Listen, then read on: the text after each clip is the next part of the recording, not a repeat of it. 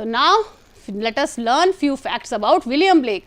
William Blake was born on 28th November in London. He was an English poet, painter and printmaker known for his expression and creativity. Notable works are Songs of Innocence, End of Experience, The Marriage of Heaven and Hell, and The Four Joas, Jerusalem, Milton, etc. So now start the poem. So this is the name of the poem, The Schoolboy. So the schoolboy in the poem is not a happy child. What makes him unhappy? Why does he compare himself to a bird that is in a cage or a plant that withers when it should blossom? तो ये school boy जो है वो एक कविता है, एक जो ऐसा बच्चे की है जो खुश नहीं है, उसको क्या उदास बनाता है, व्हाट मेक्स हिम अनहैप्पी, उदास बनाता है. Why does he compare himself to bird, तो वो अपने आप को एक ऐसे पक्षी के साथ क्यों कंपेयर करता है जो कि एक पिंजरे में बंद है, और वो अपने आप को ऐसे किसी एक पौधे के साथ क्यों अपने आप को कंपेयर करता है जो कि मुरझा गया है जब उसे खिलना चाहिए था. इसमें पोएम में कुछ पहले राइमिंग वर्ड्स को देखते हैं. राइमिंग वर्ड्स क्या होते हैं ये हम आगे भी डिस्कस करेंगे. Rhyming words are the words which have same और सिमिलर एंडिंग मीनिंग, एंडिंग जो होती है उनकी. अब देखिए एंडिंग साउंड सेम होती है. अब मॉन है, यहाँ मॉन के साथ आपका हॉर्न मिलता है, ये एक इसका राइमिंग है. ट्री, मी, कंपनी, फिर है but to go to school में यहाँ पे आप मॉन देखें, मॉन के साथ आउट वन है, अवे के साथ डे, डिस में, तो ये सभी आपस में राइमिंग वर्ड्स हैं. राइमिंग वर्ड जो होते हैं वो मेलोडियस जो है वो टच देते हैं एक पोएम को.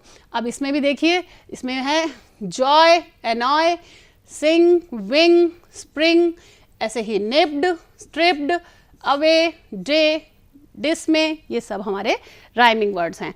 तो बच्चों now let me give the Hindi meaning. अब एक चीज़ और मैं बताना चाहूँगी, आगे हम पंक्चुएशंस करेंगे. पंक्चुएशन में हम देखेंगे कि हम कैपिटल लेटर्स कहाँ लगाते हैं. आप देखते हैं हर पोएम का पहला जो वर्ड का फर्स्ट लेटर है, हर पोएम की हर लाइन का पहला लेटर हमेशा कैपिटल होता है. तो बच्चों अब मैं इसकी हिंदी शुरू करती हूँ. यहाँ पे आई जो है, I the speaker is a school boy. School boy अपने बारे में बात कर रहा है. So children let us now do some picture description here. आप पिक्चर देख पा रहे हैं, ये आपकी किताब में बनी है. यहाँ पे हम पिक्चर के ऊपर 3 क्वेश्चंस को कवर करेंगे.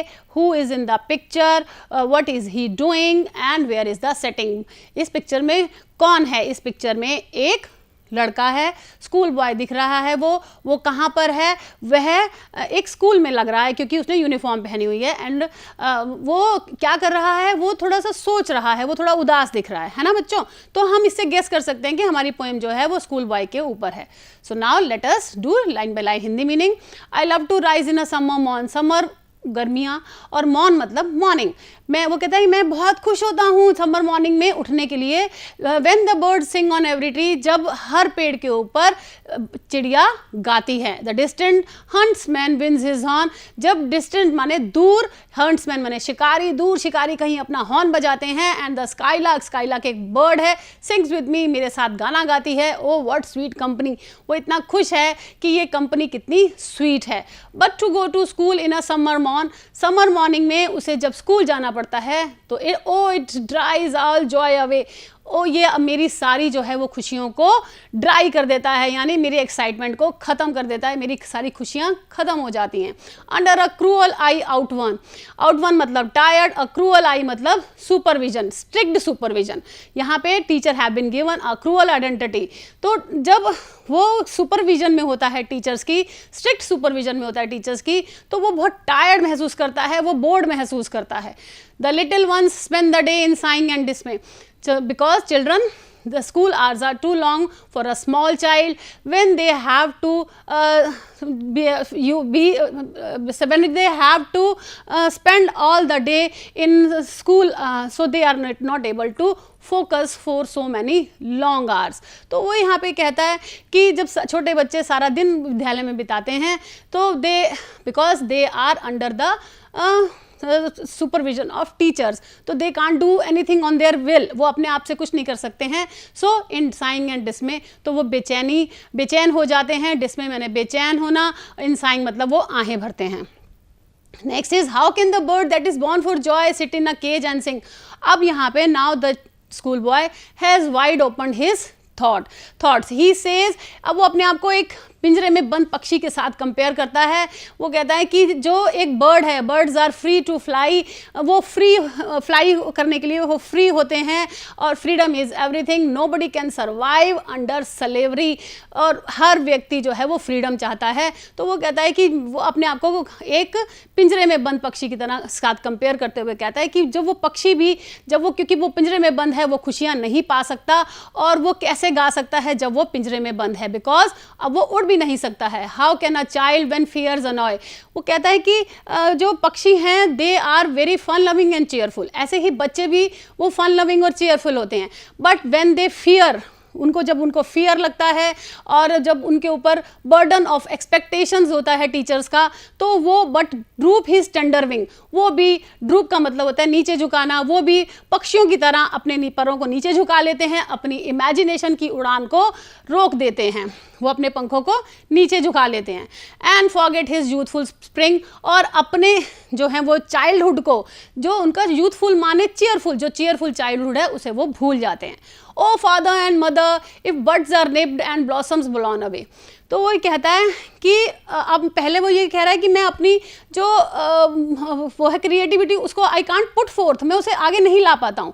अब वो अपने पेरेंट्स के पास जाके वहाँ पे कंप्लेन करता है, वो कहता है कि अगर कलियों को पहले ही, निप्ड मतलब फुर्ती से काटना, अगर कलियों को पहले ही काट दिया जाएगा और फूलों को बढ़ने नहीं दिया जाएगा, and if the tender plants are stripped, tender मतलब मुलायम, और मुलायम छोटे छोटे प्लांट्स को काट दिया जाएगा, स्ट्रिप्ड मतलब काटना, of their joy in the springing day, springing नाने यहाँ पे बसंत के दिनों में उनको उनकी खुशी से वंचित किया जाएगा, यानी उनको उनकी ग्रोथ से वंचित कर दिया जाएगा।